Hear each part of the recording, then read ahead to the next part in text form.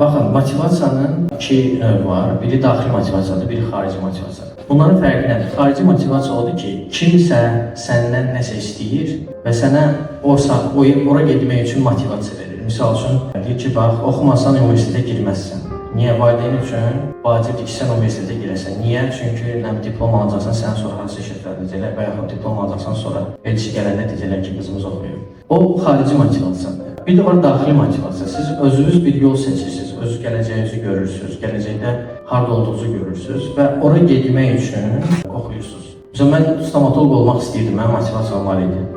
Mən sənət özümü seçib o sahəyə getmək üçün universitetə girmişəm. Universitet girmək xatirinə yox. Hətta yadımdadır ki, mən əlaçı idim, amma az oxuyordum. Yəni, az oxuyaraq 5-lərini alırdım və qalan vaxtı da kompüterə sərf edirdim. Və evdən təzyiq var idi ki, sən nə oldu qardaşım, həmişə bütün gün kitab arxasındadır, sən yox, universitetə girə bilməyəcəksən. Mən də onda deyirdim ki, girməyəcəm. Mən dünyanın axırda yaşayacağız deyil. Yəni, o vaxt mənim 16 yaşım var, hələ bir əsgərliyə qədər 2 ilim də var, 2 dəfə cəhd edirəm. Nə var ki, burada problem?